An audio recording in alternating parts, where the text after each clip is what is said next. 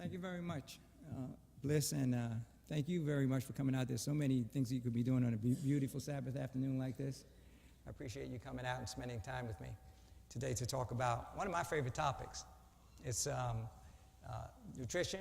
Of all the things that I do, my focus is on correct nutrition.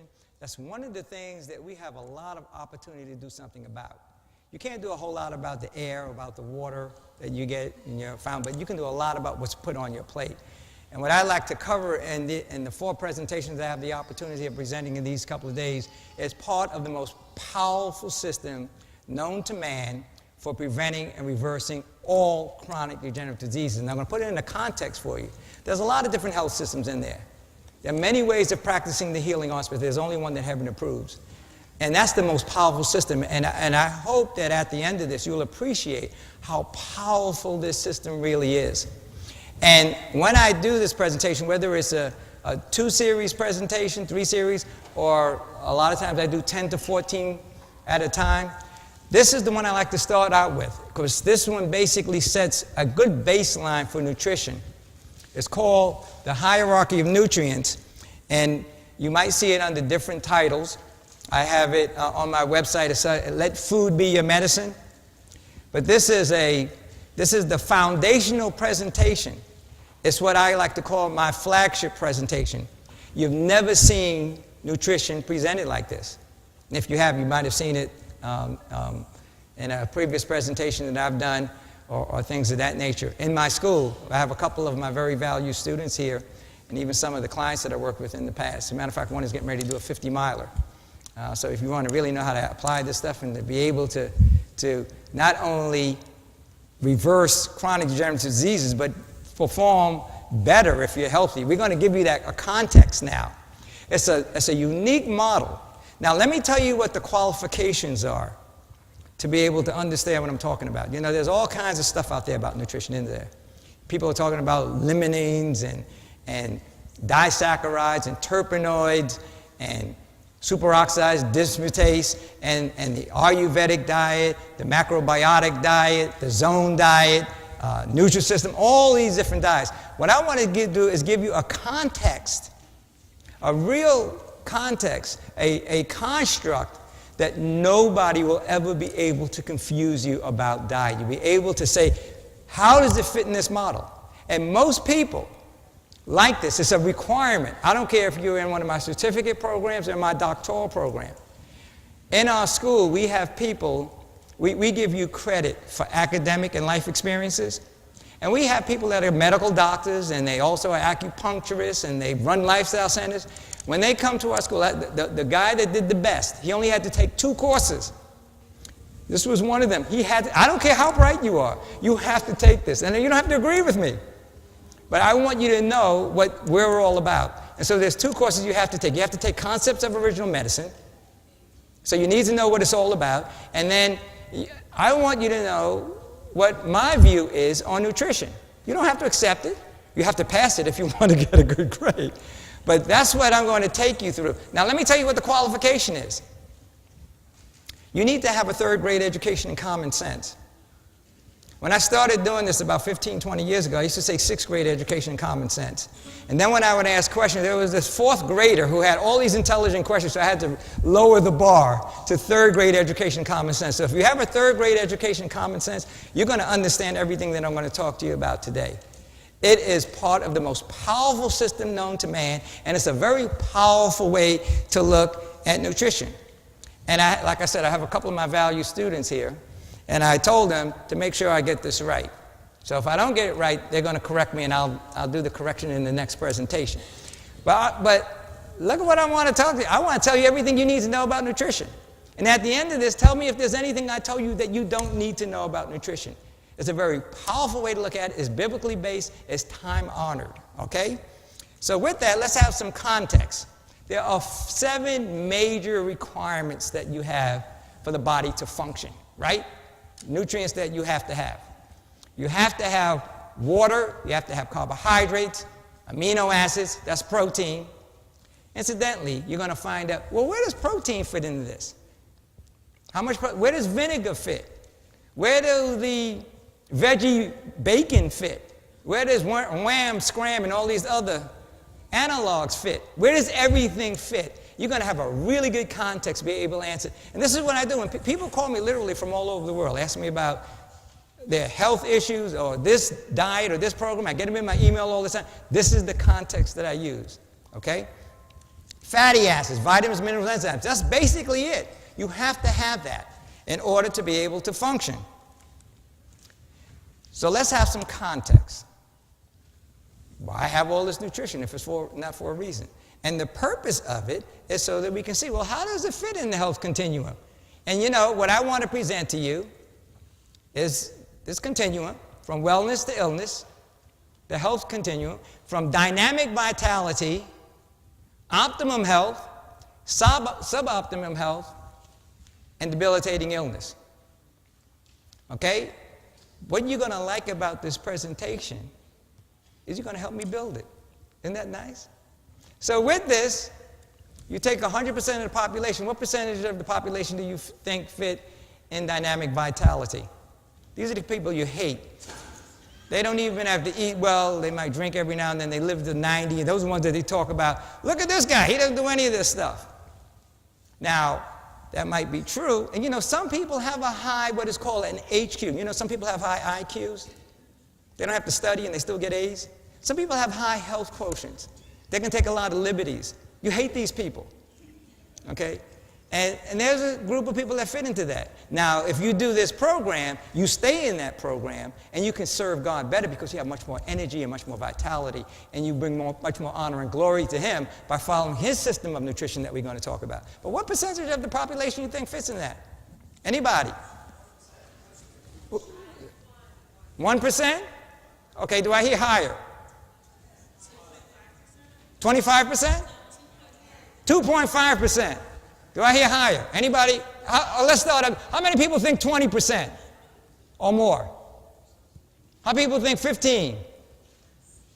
Okay, I got a couple of hands. 10. 5. Okay, you got some people over there, they don't want anybody to be in that day. 1%, 2.5. These are some tough people over here. But you know, they're not too far off. Less than 5%. Less than 5% of the population. I don't know if there's any in this church. Maybe my friend Dave Orlick who's getting ready to run 50 miles. But most people don't fit into that category. Okay? So with that, how many fit in optimum health? Okay, and you know it's less than 5%. How many people think 50%? How many people think 30%? Okay. How many people think less than 20? How many people think nobody? Okay, all right. 15 to 20%. Okay, now these are the people, you'll see, they're the ones that aren't necessarily blessed with a high HQ, but they are practicing the things that I'm going to be talking about today in the next couple of days. Next couple of days, we're going to talk about. As a matter of fact, at the end of this, if you're afraid of Ebola, the flu, cancer, high blood pressure, after I talk these next couple of days, then I didn't do my job right. Because this is the most powerful, there is no reason in the world why Seventh-day Adventists who have the health message should ever have to worry about these kinds of things. And quite frankly, a bottle of aspirin should die of loneliness in your medicine cabinet with the very powerful health system that we have. Okay, so with that, how many people fit in suboptimum health? 50? Okay. Wow. You think there's a lot of sick people out there. How many people think more than 50? How many people think less than 50? How many people think more than 60? How many people think more than 70? Okay. Look at this guy. 70 to 75%. Most of the people in this country, everything that, this is the category of everybody that goes to doctors. Whether it's for acne, zits, everything. From very basic things all the way up to cancer, AIDS, etc. 70 to 75%. Let's see that question mark on it? That's how a lot of people are. Now, unfortunately, some of the people are in this church. And you have no reason to have that question mark. And if you understand this material that I'm going to be going through. And normally you need about, you kind of get warmed up to this 7, 10 presentations. You really got it. This is a very powerful system. We're going to talk about that. I'm going to be condensing some 20 to 30 presentations into 4. So I have a challenge. And those are the ones that are in the school, they know this is a fairly grueling. They're doing very well. You have to go through a number of programs, about 20 to 30 courses. But then you really got it. It's a really powerful system. And incidentally, the way I got into this system, you heard him say, I have an MBA. I worked with IBM for over 20 years. I was an executive with IBM. This is my second career. I was blessed with poor health. So I was my first client. Okay? And I'm telling you, with this system, you can be in your 60s and 70s and function, have the biological, not the chronological. I'm an old man with young kids. Okay? And I know you guys feel sorry for me. If you hear, I have 3 kids in their 40s. I have a 17-year-old and a 13-year-old. I'm a great-grandfather, and I just joined the Senior Olympics thanks to Dave Wall. He was one of my clients, Dave. And he came in for health and nutrition. And in helping him, this is a few years ago, I was just talking to him. A few years ago, we made some corrections, and he came and he said, I'm getting all these PRs and everything. And I'm sitting there and said, wait a minute. I know this is for dynamic vitality and to enhance. So he encouraged me to get into the Senior Olympics. So I'm high jumping, hurdling, triple jumping. I just came back from the World Senior Olympics, and I'm going to be 70 next year. I'm not supposed to be doing this. And 30 years ago, I was having heart palpitations, all kinds of allergies, etc. So the point I'm trying to say is, this is where I was. And I was as confused as everybody else until I found this system, which we're going to be talking about. Now, how many are in debilitating illness? Not a whole lot. Now, these are the people that need conventional medicine. You have to be hooked up to a machine. And there's some very powerful stuff. One of the things I'm going to do is I'm going to put in context all the different health systems for you if you stay for the last presentation. Even the conventional versus naturopathic or the natural health approach. You'll see a context. I like hierarchies. We're going to talk about hierarchy of nutrients. And at the end of this, I'm going to tell you the hierarchy of food preparations. We're going to talk about the hierarchy of healing. But this is that context, okay? So not less than 5%. And some people, just like some people are born with extraordinarily high IQ, some people are born with serious congenital problems that you need modern medicine. And that's what they're very good at. The problem is they're spending a whole lot of time over here because a lot of people don't realize that that's not the most powerful system. That system was designed for these people to keep them on life support. And people are going, this system, the reason why it's called the practice of medicine, because they're practicing all these folks, so for these folks over here, they're prepared for them. So if you want to be a part of the big system of practicing and research, you're going to be like this. But I want to show you the system that you don't need any of this, okay? So with that, now that we have some context, we can see, remember I said earlier, these people are practicing what's called lifestyle medicine. That's what we're going to be talking about in the next few days and with diet. These people are doing traditional medicine and traditional diet. Okay, so now we're going to start having some fun. So now that we have this context, let's go through the hierarchy of nutrients. There are 4 fundamental principles for the hierarchy of nutrients, okay? And you're going to help me develop this hierarchy. But these are the principles that you have to keep in mind. Okay, you ready? And incidentally, you can take notes if you like, but I understand that they're going to package this. And I have this on my website, a version of this, free. It's called, I do a lot of different versions. I think the version that's on the website right now is Let Food Be Your Medicine. But of course, there's a little variation. But so a lot of this information, and also, the free article on the hierarchy of nutrients is also on the website. We have articles. We're trying to be an e-lifestyle center, an e-academy, where you can go to our website for all kinds of free education and downloads. See, God, this all belongs to God. It doesn't belong to me. So I want to make it available to as many people as I can. So we're putting presentations on there. You're going to know how to do poultices. You're going to know how to do hydrotherapy and get a lot of free presentations, mine and others. Some of our valued students will be on there as well. So 4 principles. Are you ready? Yes, ma'am. What's that? The name of the school? Oh, the international. Oh, www.IIOM online. I'll show you at the end if you have time. International Institute of Original Medicine is called. 4 more fundamental principles. Are you ready?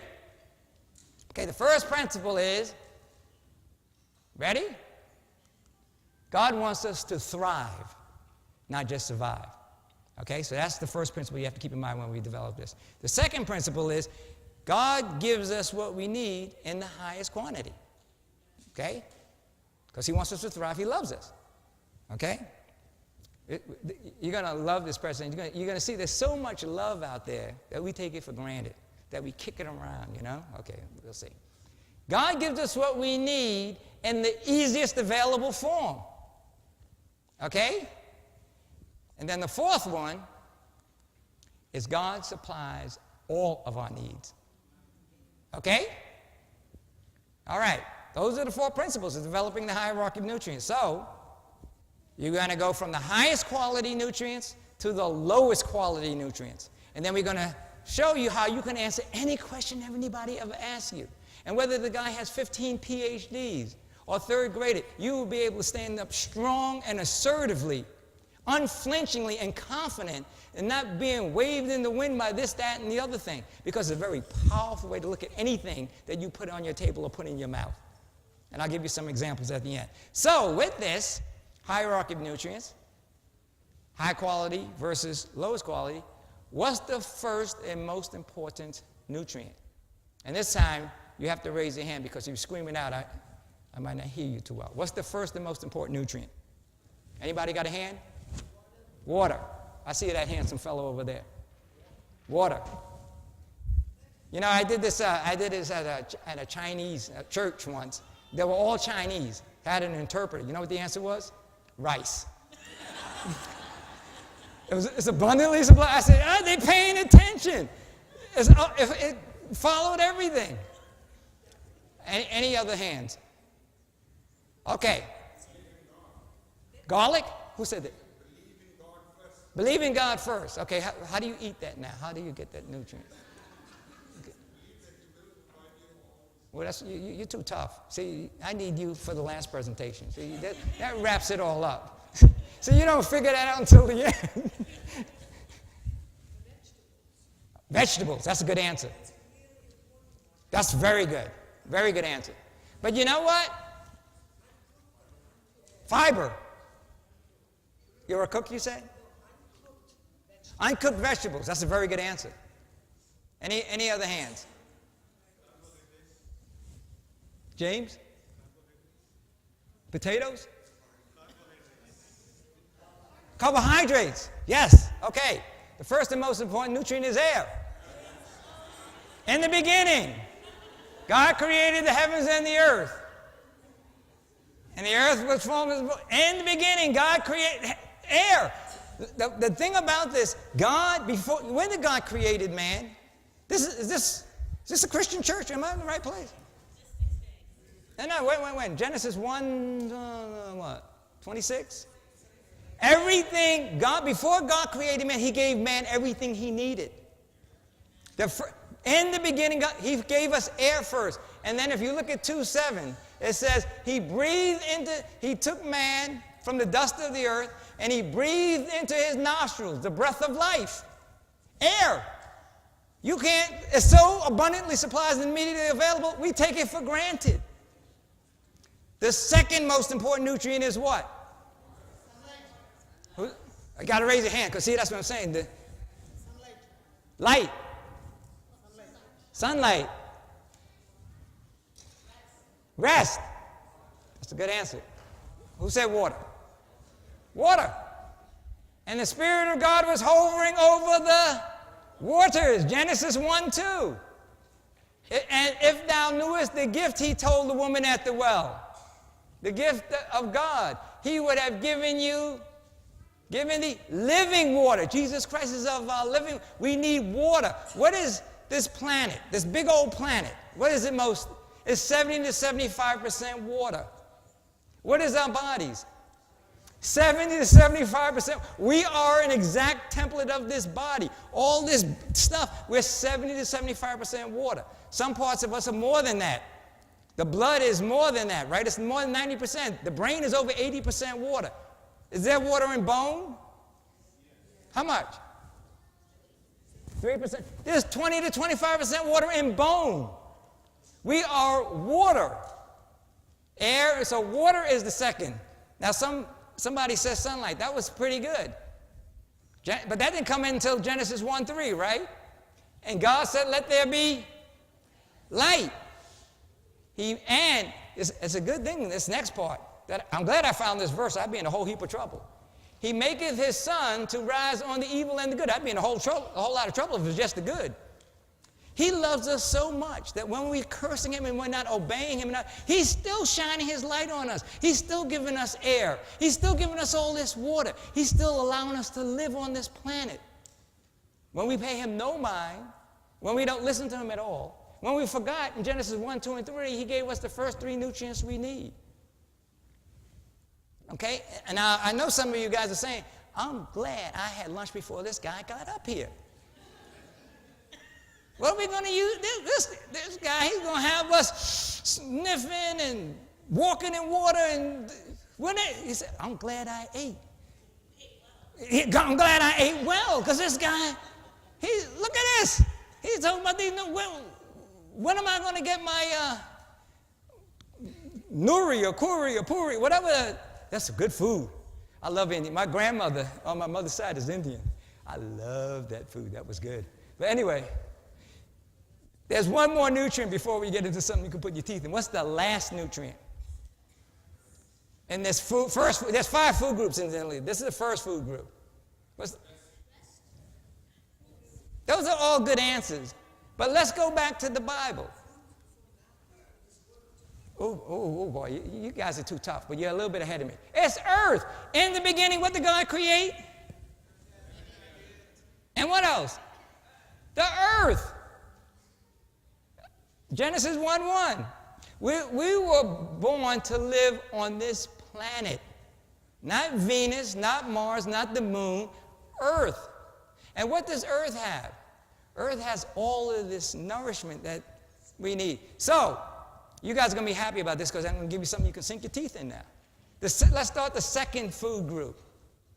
What is the first food and the second food group in this hierarchy of nutrients? So you can see these are the basic nutrients, right? What's the first food?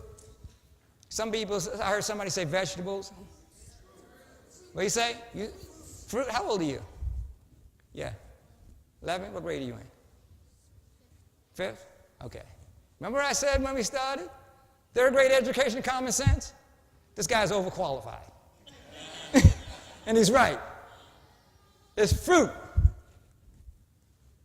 And God said, behold, I have given you every herb-bearing seed on the face of the earth, and every tree with the fruit of the seed in it. This will be your meat, your food, right? Genesis 1:29. Fruit. Now, we're going to pause here because once you understand this, you're going to be able to really fly through the hierarchy of nutrients. Let's talk a little bit about the characteristics of fruit. First of all, my favorite author in the Bible says, the more we depend on fresh fruit, just as it is plucked from the tree, the greater will be the blessing. Let fruit be placed in the table in abundance. Now, most people don't even consider fruit a food. They think it's a dessert, maybe, or a snack. Okay, would it surprise you to know that there are a handful? When we were in California, we worked with the Oakland Raiders. These are big guys. There was one guy that we worked with. He was 275 pounds. He was a vegetarian. He didn't want the rest of his team or anybody else to know. He was using that as a competitive advantage. There are people that are pure fruitarians. In my book, I talk about this weightlifter, Mr. Europe, and big, strong, strapping guy. He was a pure fruitarian. He ate nothing but fruit before, during, and after his training. He had bigger and stronger muscles than all of his meat and dairy eating competition. Okay? His name was Colling. See, it's in the book there. But anyhow, fruit. Now, let's talk a little bit more about fruit. How does it relate to those basic nutrients that I just told you about? Okay, I told you about air, water, sunlight, and earth, right? Okay, let's break it down. Where does all your air come from? The leaves of the trees are the lungs of the planet. All the leaves put out oxygen. What do they need for the structure of the plants? Carbon dioxide. It's a perfect synergistic relationship. All of our oxygen on this planet is coming out from vegetation, from trees. And where's the most vegetation? The leaves, those big trees with all those leaves. And the algae, all of that. So that's the air part. Water. All fruit are what? High water content. All fruit. Remember, the body's 70 to 75% water. All fruit is over 70% water. A lot of fruits, like watermelon and oranges, are over 90% water. So we're getting our air, our water. Sunlight is locked into every seed. And now fruit can do something that human beings can't do. Fruit can eat dirt. We can't. Some of us do. Sometimes some of us eat something worse than dirt. But they can go, they have these roots that go way down into the earth, pulls the water out of the earth, has the sun in all the seeds, and all of that minerals, all of that stuff that we need, all the vitamin, minerals, and all those phytonutrients that you can't pronounce, all those big multisyllabic words, it makes it out of the dirt. It pulls it out there, the bacteria, the worms, and it filters the water. The water in fruit is filtered. People put these filters on their houses, charcoal filters, etc. God's filtering system takes dirt and water and cleans it all up. All right? And it provides all of the basic nutrients. Okay? In the highest quantity, easiest available form, designed in the original plan for us to thrive and not to survive. People don't think of it that way.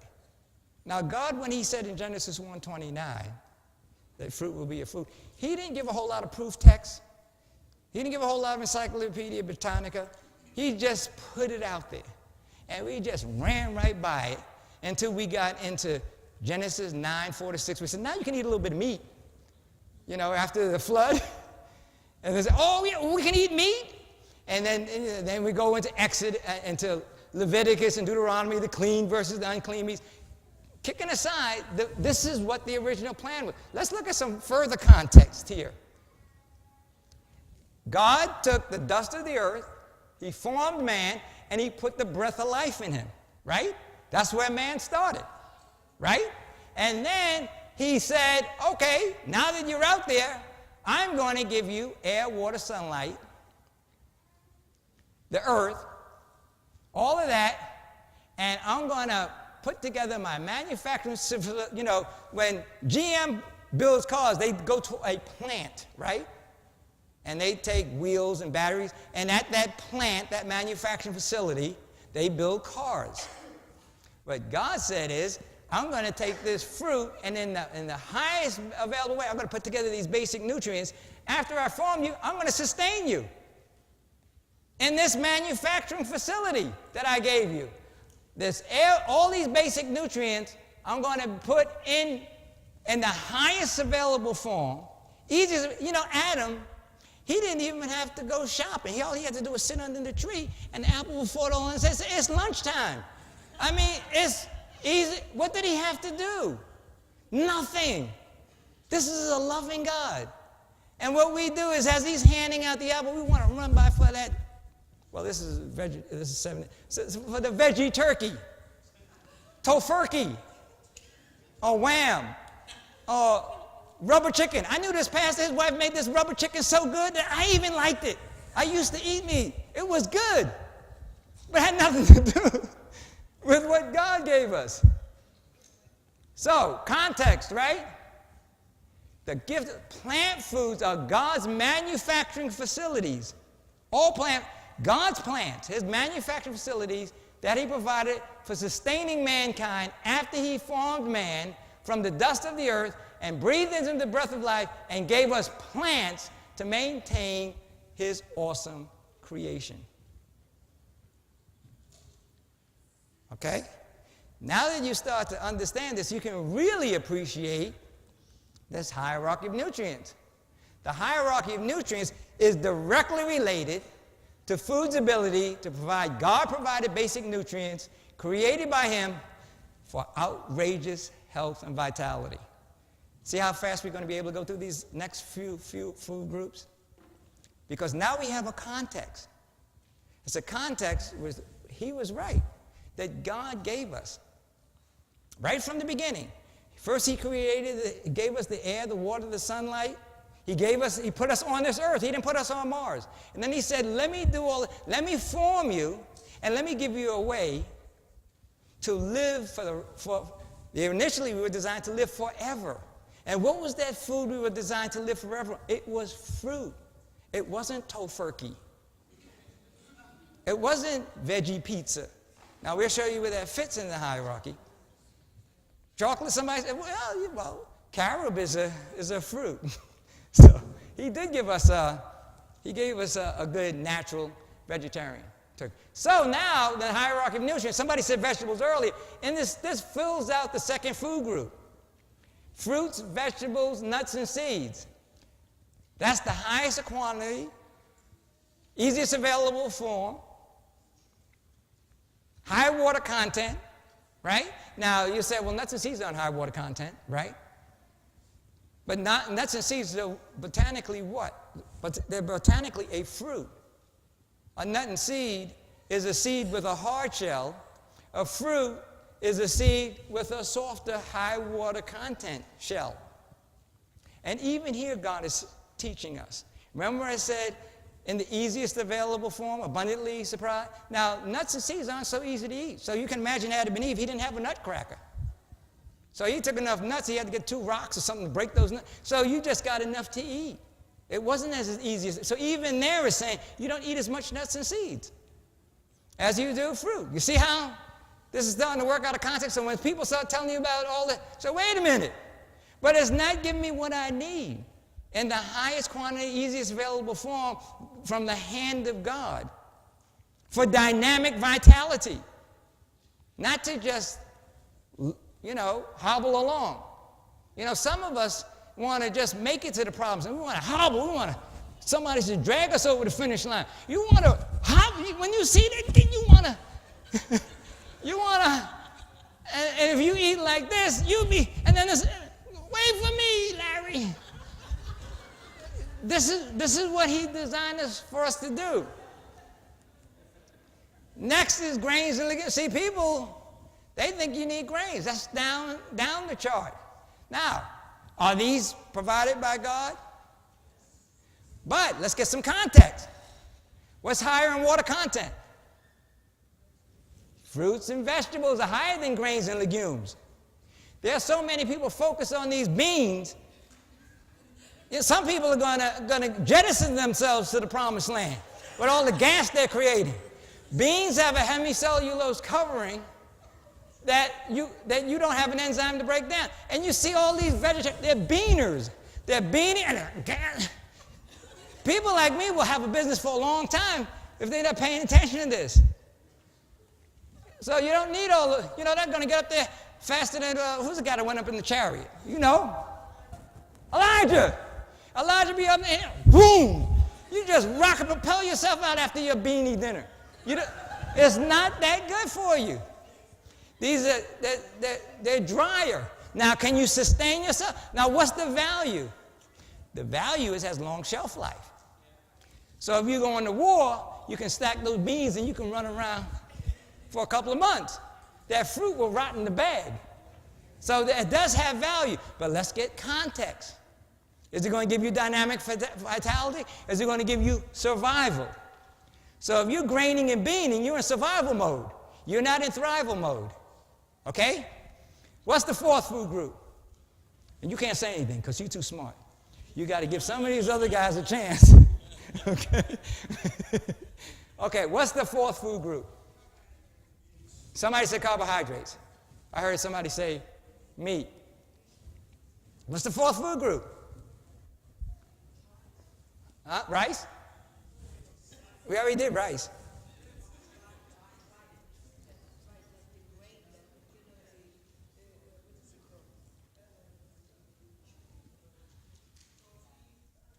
Protein.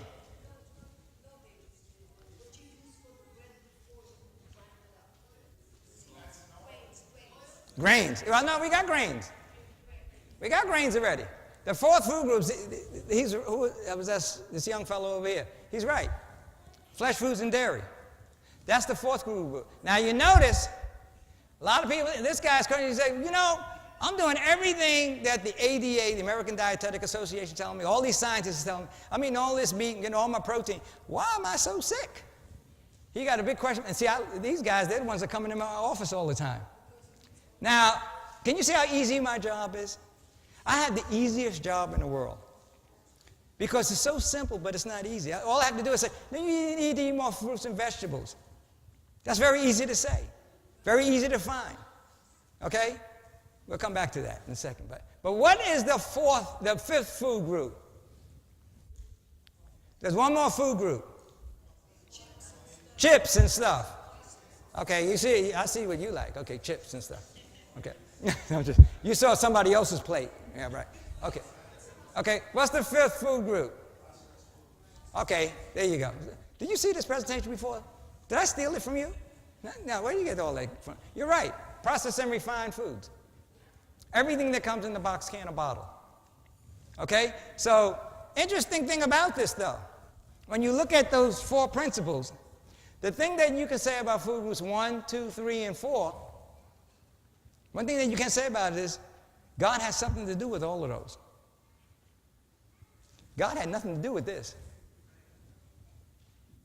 It's better to put your trust in God than put your confidence in man. There's many things that seem right to a man, but in the end it leads to destruction and death. Isn't that what Proverbs tells us? Processed food, it's the part of the worst diet. So see how easy this was to put this together? So when you look at this context, in the hierarchy of nutrients, perfect health, good health, you can see this guy is happy. And if he's down, he might not know what a disaccharide is. He might not know what oligomeric paranthocyanidins is. He might not know what superoxide dismutase is. He might not know what any of these polysyllabic words are. But if he's eating over here, he's going to be healthier than all of these PhDs over here. You see? You're starting to see, you guys are starting to learn everything you need to know. Now, you don't know all these big words, but do you need to know? You need to know where to find your fruits, vegetables, nuts, and seeds. And then maybe some grain, right? Leave those beans alone, right? Tell them, put those beans away. Or sit in the back pew someplace. Okay, right.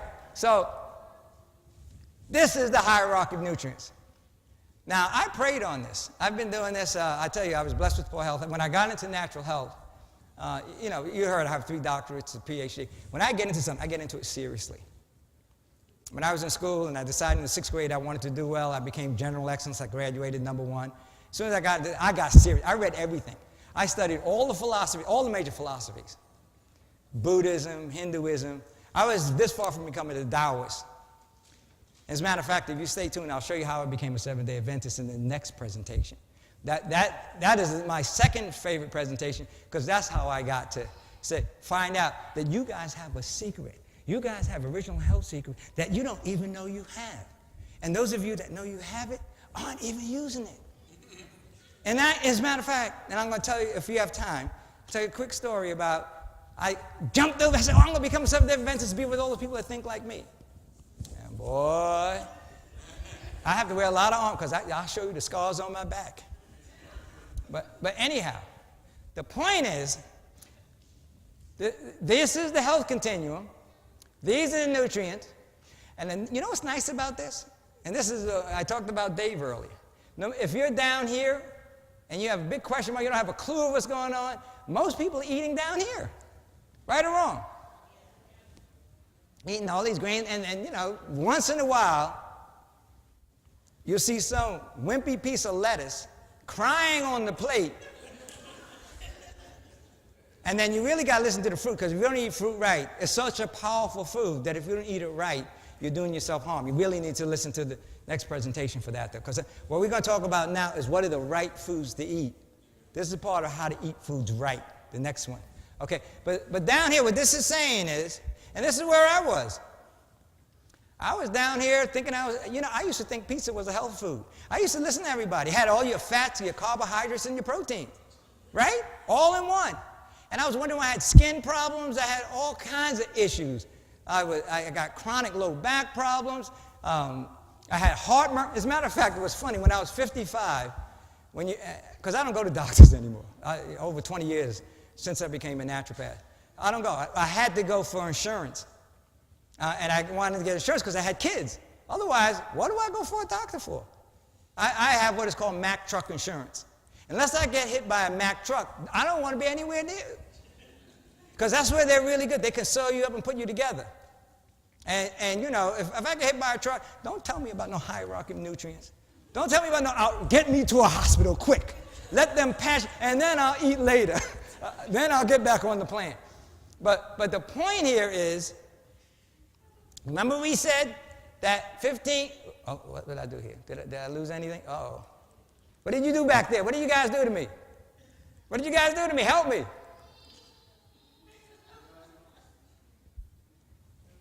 I have so much dynamic vitality that the electricity just shone in here. but anyhow, the point is, these people are here. He's happy. He might not know why he's happy, but they're doing these kinds of things in various forms. Maybe a little bit of fruit and vegetables, the point is, even a little bit can take you to this area. Now, if you want to get into dynamic vitality, the point of this is, with all these problems that I was having, no matter where you are, based on your requirements, and there are genetic differences, I'll acknowledge it, based on your requirements and your capacities, all you have to do is chip away and go up as high as you need to in terms of percentage of this in your diet to move into this area. Now, I'm trying to get into this area when I was down. Now, I was blessed with poor health. I literally did almost die a couple of times. I had chronic bronchitis when I was a kid. And, you know, of course, you got the vaccinations back then, and you went to the doctor. Nice doctors. They used to make health calls back in the last century. When I was born, back in the 40s and 50s. So, all these different issues, and like I said, I know if I didn't make any changes, I would not be in front of you today. And I'm the oldest in my family, and I'm the healthiest by far. The only one that doesn't have any surgeries. My youngest brother is dead already. My second brother, he had bypass surgery and angioplasties and all cardiovascular. You know, my grandparents on my mother's side both died in their mid-50s. So I have the genetic predispositions and all those different issues. But as I said, no matter where you are, and like say, for example, I don't like to use myself as an example, but they say somebody like me who doesn't have great health. I might have to be on the 60, 70% in this area, whereas you see this handsome guy over here, next to the beaner over here? See, he probably can get away with 20 to 30. So that's why I said, based on your requirements and capacities. Now, if he wants to run this whole area, if he does 70, 80%, boy, I'd have to work. You know, I tell you I'm in the Senior Olympics. And quite frankly, you know, I'm in the toughest event out there. There's a lot of 50-year-olds that don't.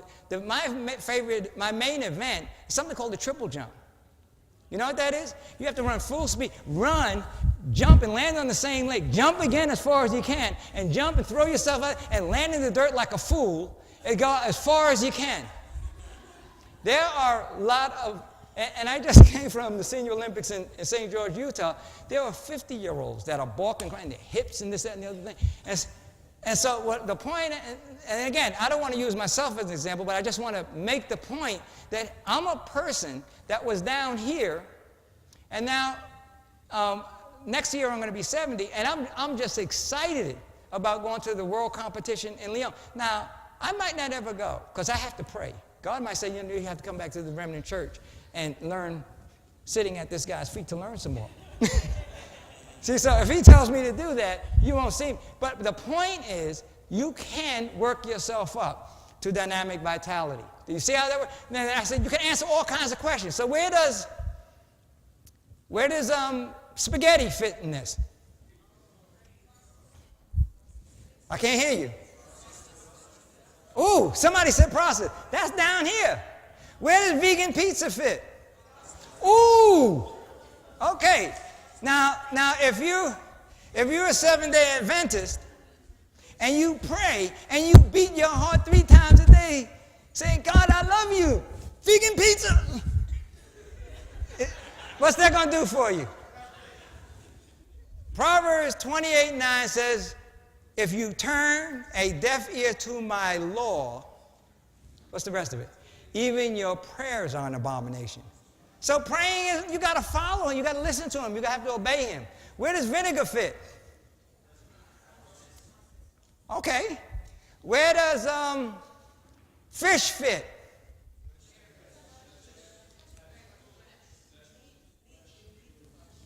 The meat department. Who else? Any other answers? Hold that answer. That's a very good answer.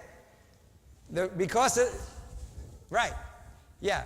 Well, it fits in there. Well, I'll elaborate later. But actually, it started out here. Raw fish. How many people eat raw fish? Yeah, sushi, sashimi. That was one of my favorite foods. And I'll tell you the secret how to eat that, incidentally. See, there's 2 parts of health. There's science and then there's the art. How do you eat? How are you supposed to eat fish? With a lot of... Okay, you need to say for the second presentation. We can talk about proper food combining. Okay. All right. But it started out there. Where does chicken fit? Okay. Hold on to that answer. Where does cabbage fit? Food group 2. Where does lettuce and tomato on whole wheat toast fit? Well, that's a combination of 2 and 3, isn't it? Where do beans fit? Yeah, low 3. See, now how do you cook beans so you don't have to be jettisoned to the promised land? Soak them in water for 24 hours. Who does that? See, that's why you're sitting in the front row. And see, because they're doing it right. See, the point is, you just made my point. When you start going out of here, you got to be smart. You don't have to be smart when you listen to God, but see, you're smart, so you can disobey. I'm not telling you to, but when you get down there, you got to be smart. So now, if you take some of these grains and legumes and you sprout them, what happened? You took a food over here and you moved it up to here. It's even more bioavailable and more nutrition. You see? But you got to be smart. Okay? You're starting to see how this is powerful? Okay. Where do apples, oranges, peaches, pears, and plums, all those things that when you're in the supermarket, you run away from? Fruit. Okay? Now, I'm going to ask a tough question. And this isn't mean to say anything bad about my friends in the conventional medicine. But where do drugs fit? It's one of the worst toxins you can put in your body. It's a poison. Now, do they work? Stay for my hierarchy of nutrients. Do they work? Do they have a physiological effect? They do. But now, see, I want you to have a context for everything you put in your mouth. Because when I talk about correct nutrition, when people come into me, guess what? When they say, "Why are you asking those questions for?" You know, I can see you asking about my breakfast, lunch, and dinner. Why are you asking me what pharmaceuticals I'm taking? I ask them that because people don't come to me for their high blood pressure problem. They come to me because they have diverticulitis, they have intestinal problems, they have belching and gas and all those other kind of things. And then I pull out the PDR. So, wow, this says abdominal pain and this. All drugs compromise the functional integrity of the entire gastrointestinal system. They wreak havoc on the liver, the kidneys, everything else. It's a food. See, anything you ingest, and people need to have this context. That's why I like this, because now you can see why this is my foundational presentation. Once I go through this, and when people call me, I have people that are still calling me from 15, 20 years ago. And they say, and then when I'm finished, they said, "You know what? You say the same thing all the time." I said, "It's not my program. I'm a messenger. I wish I could change it. Because if I can change it, I can change the way I deal with food. But it's not my program, and I just have to be a faithful and obedient messenger. You see what I'm saying? So I say the same thing, and you know what they say? They say, well, I had to call you because all my brothers, my cousins, they think I'm crazy, but you straighten me out again, or you put me back on track again. And Dave almost said something to that effect when I talked to him. He said, well, yeah, I need to talk to you. He's getting ready to run a 50-miler. I'm afraid, he scares me. I'm a jumper. I high jump. You know how far you have to run to do the high jump? 6 or 7 steps, and then jump as high as you can. The triple jump, you have to run maybe 20, 30 yards. I cry if I have to run more than 400 meters. And now they want me to run in the Penn relays 400 meters, a quarter of a mile. I mean, I just want to run and jump and have some fun and go home. I don't want to be running for 50 miles. How can he? So now you understand when I said, well, you could do that. And if you do this, I just have to sign my shirt on the back, get you to autograph my material for me. And that's what this will do. This will give him the ability. Now, he's a young fellow. Let me tell you a secret. Don't tell any of my competition. But all I had, you know what? Let me put this in context. When I started doing this about 15, 20 years ago, I used to say my objective, I said I'm in this for the long run. I say my objective is to break the record for the shot put for people over 100. And invariably, there'll be some heavy-set person in the back say, you're too skinny. And you know what I said? How many heavy 100-pounders do you know? All I have to do is show up at the park. And if I don't drop the shot on my foot, I'm going to win a gold medal. I tell you, I go to these meetings. They have these 90-year-old guys. You just have to show up for a lot of these events. And that's what I'm saying. You go to, I'll look at the internet and I'll see if it's a world competition, there's like 15 to 20 people that are in my event. I say, wow, I want to go against the best. I go there, maybe 7, 8 show up. And some of them are so taped up, they look like they're ready to go to barn to be shot, like a horse. They're wrapped up and gauzed up and this and that. And these are the kind of things that will give you good bone integrity. Now, I have chronic lower back problems. I really do. And that's what started me with this whole process. But you wouldn't know it. And that jumping and pounding, you got to be a little, and I'm a little bit crazy. I didn't have to say that. As soon as I started talking about fitness, the guy said, this guy's crazy, honey. Let's get out of here, quick. But the thing is, I wouldn't be able to do it physically if I didn't have the bone density, the integrity, the circulation, the recovery from the workout. Now, if I did 50-mile training, then I have to take up another event, maybe checkers.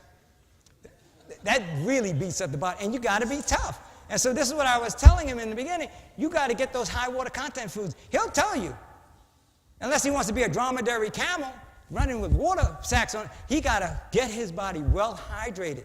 He has to build it up so he can go through that full process. So you're starting to see how this can be a very powerful mechanism for talking about a lot of different nutritional issues. So, biblical perspective, remember we talked about this? We were originally given seed-bearing plants, fruit, and trees with seed-bearing fruit in it. And then later on in 3:18, see, that's all we needed in the beginning. It wasn't until after the fall of man, in 3:18, where it said, there'll be thistles, this and that, and the other thing, you'll eat the herb of the field. And guess what? See, we didn't need herbs. We didn't need medicine before the fall, right? Because we were designed to live forever. Now we need medicine. Guess where God's hid all that medicine? In the herbs. I have guys coming in as clients again. I'll give you an example. There are only 3 types of drugs for blood pressure. They're either beta blockers, calcium channel blockers, or ACE inhibitors. They're inhibiting and, causing vasodilation. Did you know that in a plant called hawthorn berries, they're loaded with beta blockers and calcium channel blockers. And people don't know it. So they're going after this drug where God gave us the herbs of the field as our medicine. And what he said was, the tree of life will bear its fruit every month. There's always fruit. No matter where you live in the world, you can get a hold of fruit. And then over here, the fruit will serve for our food and the leaves for our healing.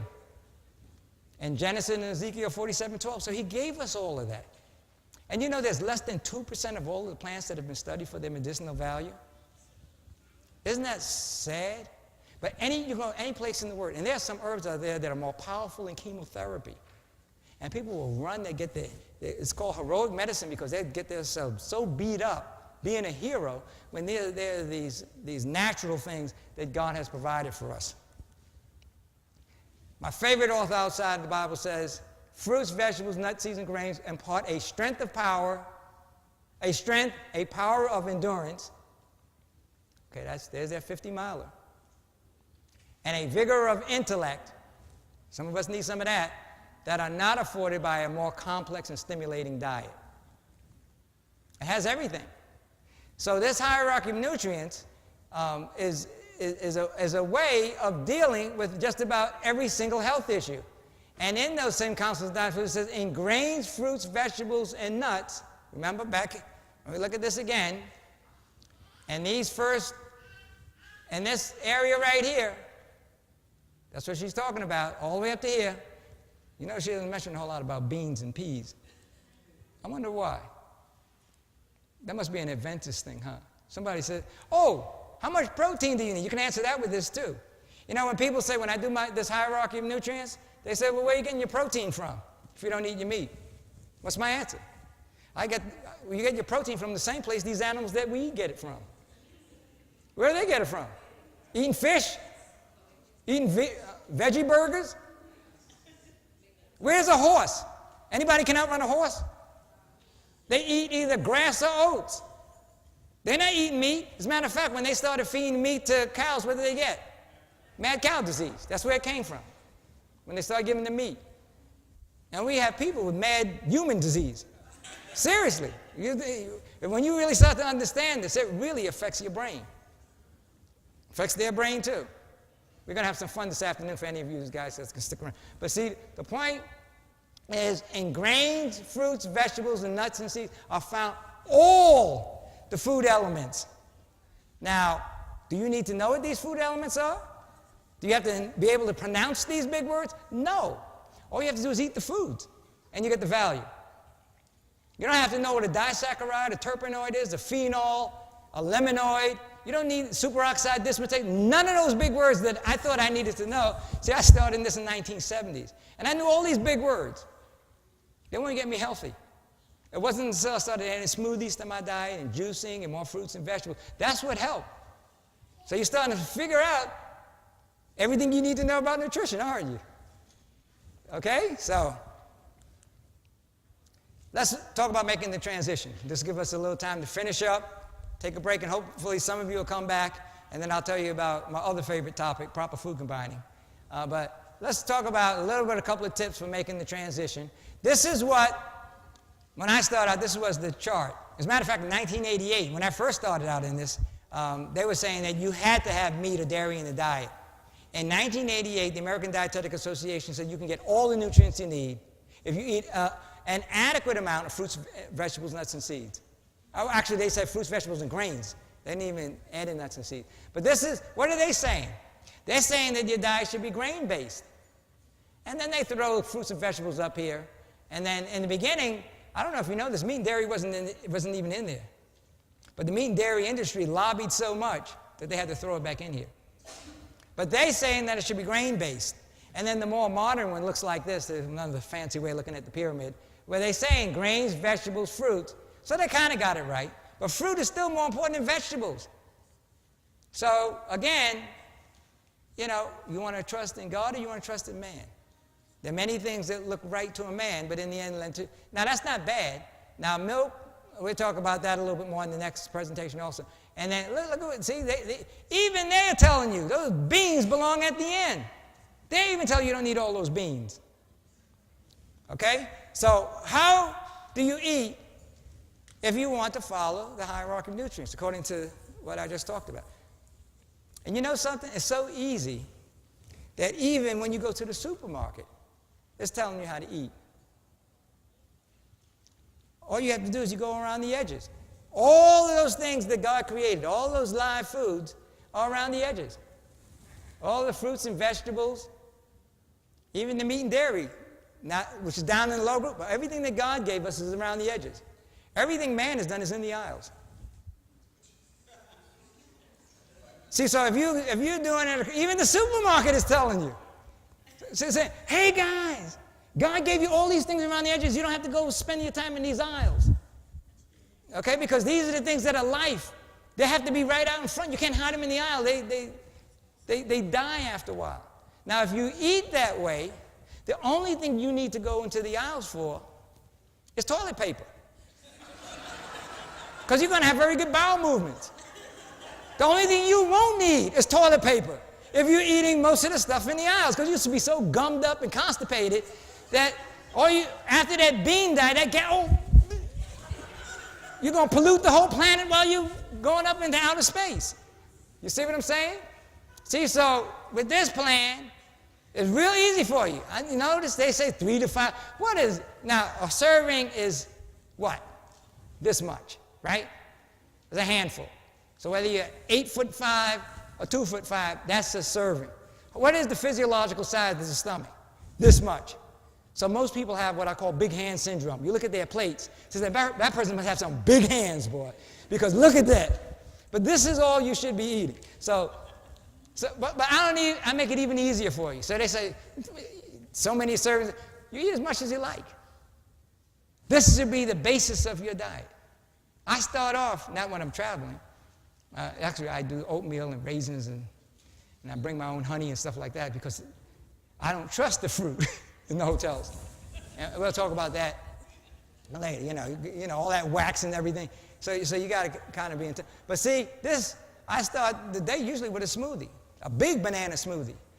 I'll get some. I make my own almond milk, and I throw my bananas in there, some mangoes, whatever. If I'm doing supplements like maca powder or whatever. I throw that in there and make a nice, real tasty smoothie. Or fruit salad. My favorite cereal is a fruit cereal. I cut up some apples and put some berries and strawberries, put some almond milk on it. That's food. It's breakfast. What's cornflakes? Where does that fit? That's in the bottom. So you can have very nutritious. So the point is, fruits, eat as much as you like. Then vegetables, eat as much as you like. And then, based on your requirements and capacity. So you see what I'm saying? Most of your diet should be fruits and vegetables. And then you add the grains and the other starchy vegetables, the carbohydrates, which are very important. Which is the most important of all of the macronutrients? Carbohydrates, fat, protein, which is the most important? Carbohydrates, what's second? Fat. See? Everybody's falling into that trap. Protein is the least important and required nutrient. Do you need protein? You have to have protein. Hair and nails and hormones and enzymes, all that is made of protein. But God figured that out a long time ago. Most of the proteins, most of the amino acids, we make ourselves, 12 to 14 of them. We need the essential amino acids. All of them are in fruits and vegetables. And the body is so efficient that old protein, it recycles. It's the least important. Let me give you the construct that God gave us to show us that protein is the least required. Okay, you ready for this? What's the most important food for babies? Mother's milk. Mother's milk is what? 87% water, 7% carbohydrates, 3.75% fat, 2.9% protein. What is the fastest growth in your entire life? Your first 2 years. The first 6 months, you're doubling your weight, right? At 2 years of age, you are half your adult height. So if you have a kid, and at 2 feet, he's 3 feet, he's going to be 6 feet tall. If he's 2'5", he's going to be 5 feet. You can tell where you are at 2 years. The fastest growth in your life is the first 2 years.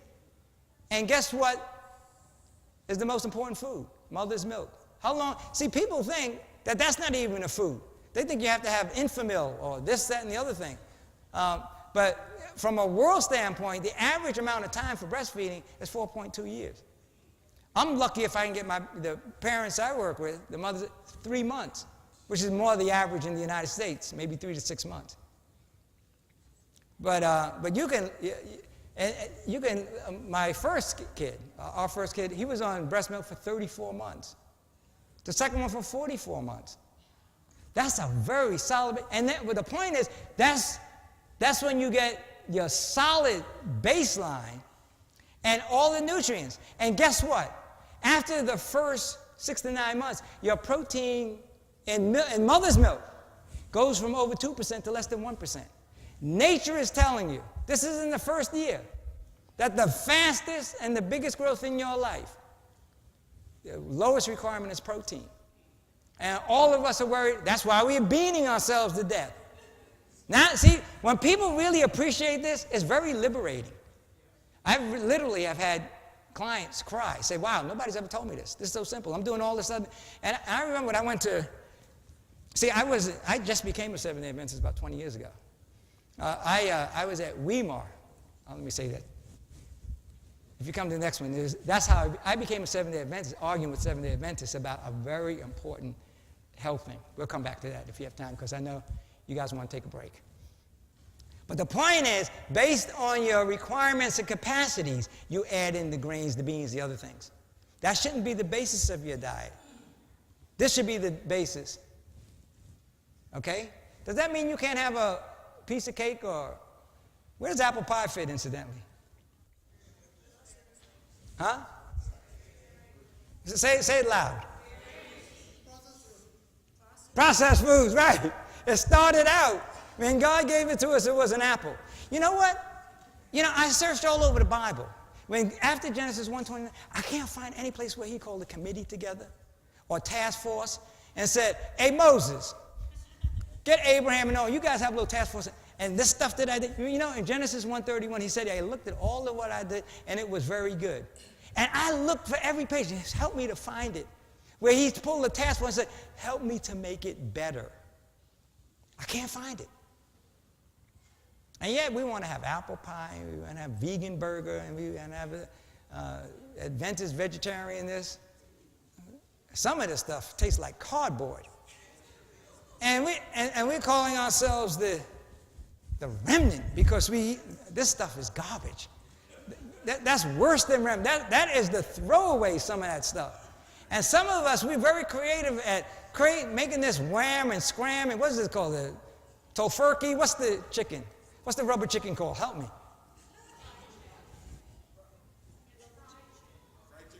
Chick something or other. Yeah, I mean, these fun. You know what? The problem with that is, just imagine your digestive system seeing, if you put the fruit in there, it knows what to do with it, right? It knows what to do with the vegetable. They put one of these and they said, what is that? What am I supposed to do with it? Okay. So remember we started out? When we said these were the requirements? And we said water, carbohydrates, right? And there it is. And all of this is handled in the highest bioavailable form in fruits and vegetables in this hierarchy. Now, grains does have some of it. Okay? And meat and dairy. Now, when you eat meat and dairy, we only eat vegetarians. When you eat meat and when you have dairy, you're basically getting all these nutrients secondhand. They already took these nutrients in, and we're trying to get it out of the meat. It made their meat. And incidentally, you can't use it. It's a very inefficient way of getting the fruits, vegetables, nuts, and seeds. Because you can't use that protein. You have to break it down to its individual amino acids and then restructure that into the proteins you need. So you can't use it. Whereas this has it in its most elemental form. Okay, you starting to see that?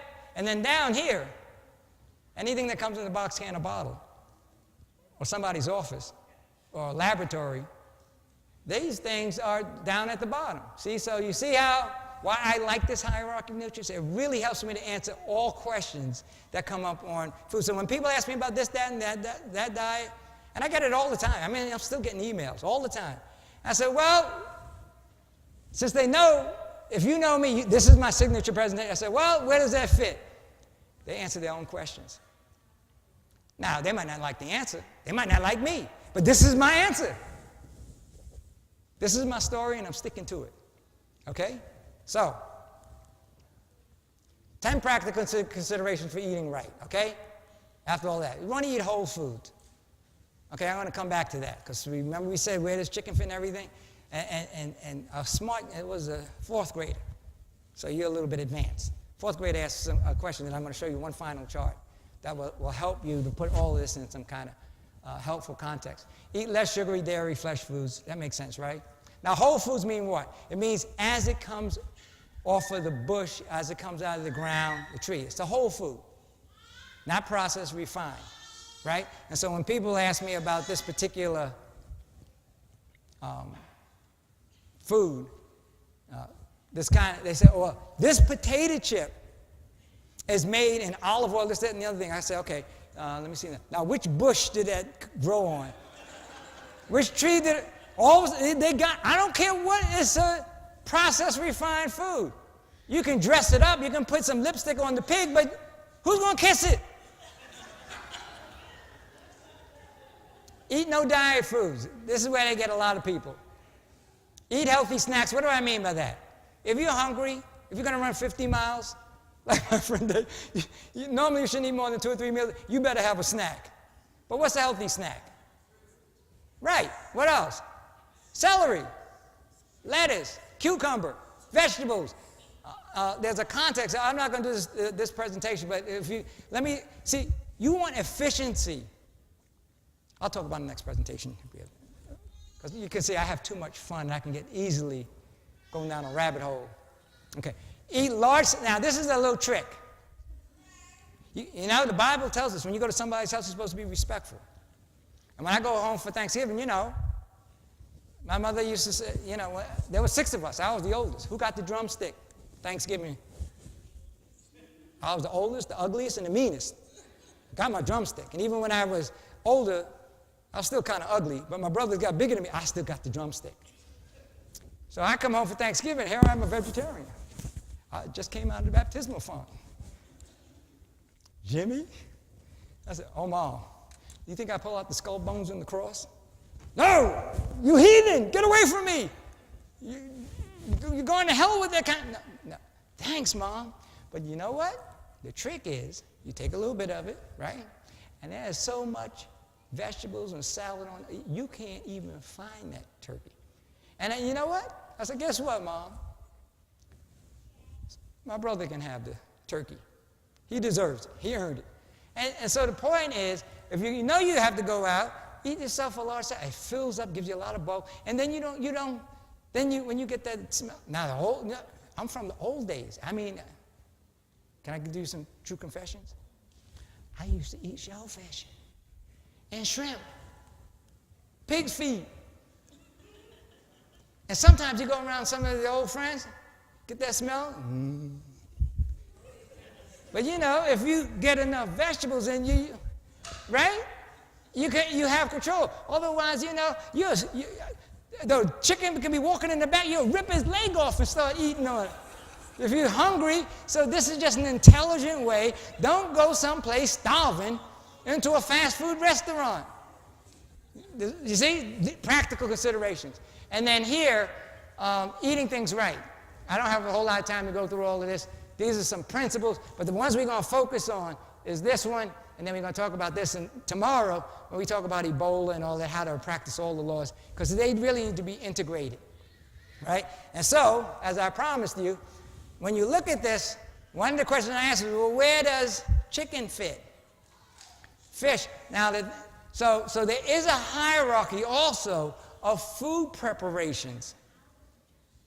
Okay, so people say, well, what about frozen? What about sprouted? Which one are you getting the highest yield from? Again, I like hierarchy, so let's take a look at that real quick. So, the hierarchy of nutrients, now nutrient preparations. The highest bioavailability is living food, sprouts. Remember we talked about those grains and beans? You water them. That's the highest bioavailability. You get 70% of it goes directly to the cellular level. Isn't that good news?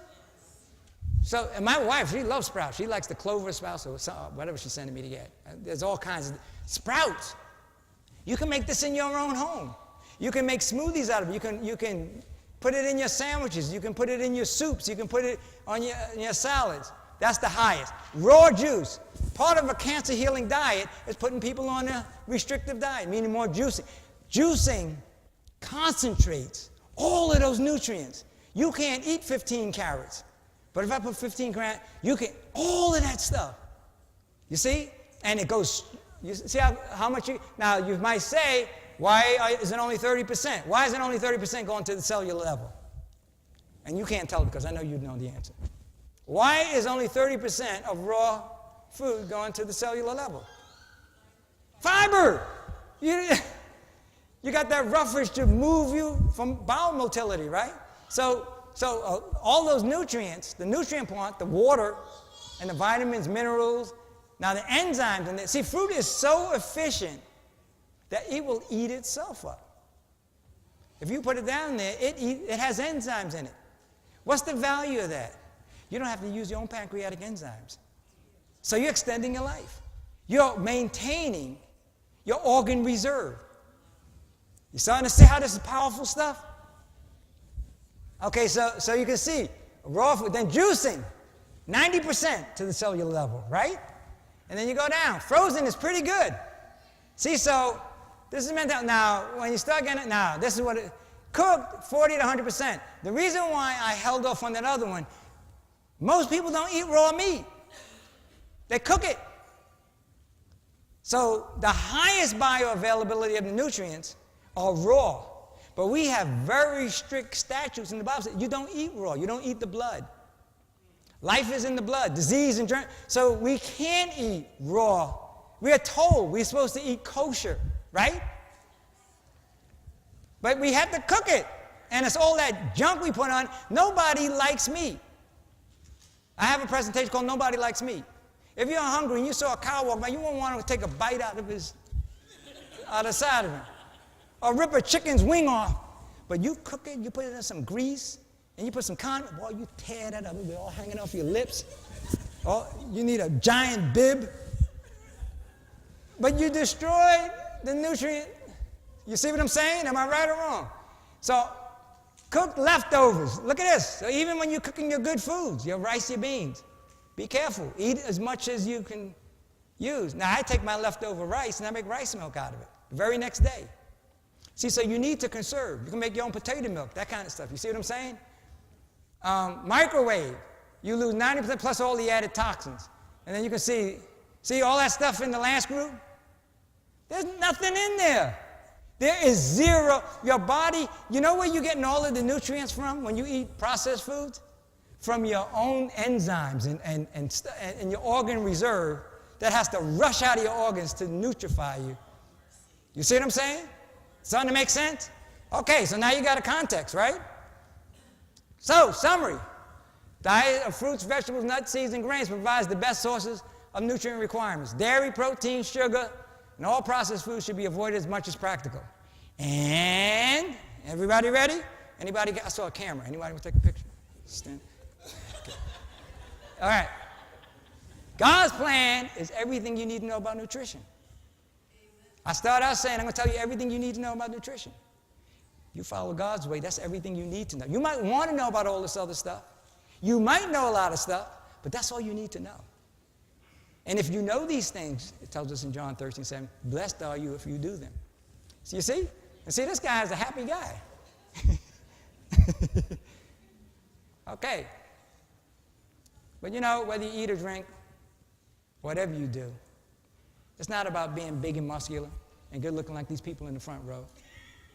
It's about doing it all for the honor and glory of God. Let's keep that context so that we can serve him better. We'll talk about that a little bit more later. So with that, we wish you health, happiness, and God's richest blessings. That's my website. And what's that? Somebody?